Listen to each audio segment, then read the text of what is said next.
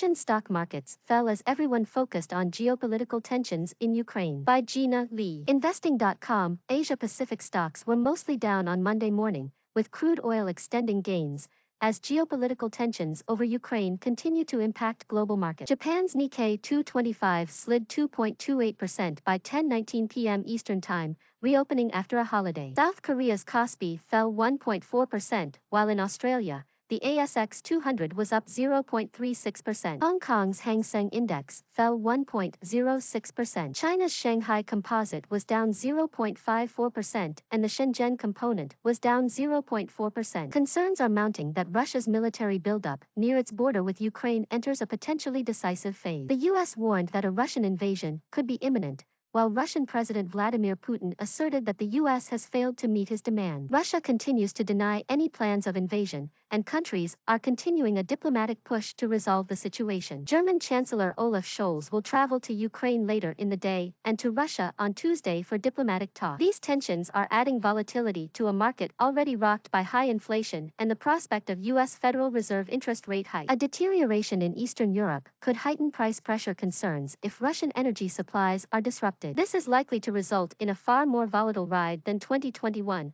and we are already seeing this, AMP Investments senior economist Diana Muzzina said in a note. While the current standoff in Europe has fanned temporary demand for treasuries, inflation risks could weigh more broadly, according to Aberdeen plc Multi-Asset Solutions Investment Director Ray Sharma. U.S. inflation will likely peak in the April release, and as a result of that, markets will get jittery and price in a few more hikes, he told Bloomberg. Ahead of the minutes from the Fed's last meeting, to be released on Wednesday, the central bank should be measured and data-dependent as it starts hiking U.S. interest rates to ensure stability, according to San Francisco Fed President Mary Daly. Some of Dallas' colleagues, including Cleveland Fed President Loretta Mester and St. Louis Fed President James Bullard, will also speak on Thursday. The U.S. Monetary Policy Forum, with speakers including Fed officials Charles Evans, Christopher Waller, and Leo Brainerd, will take place a day later. European Central Bank President Christine Lagarde will participate in a parliament debate on the central bank's annual report later in the day. G20 finance ministers and central bank governors will also meet from February 17 to 18. On the data front, the U.S. will release its producer price index on Tuesday,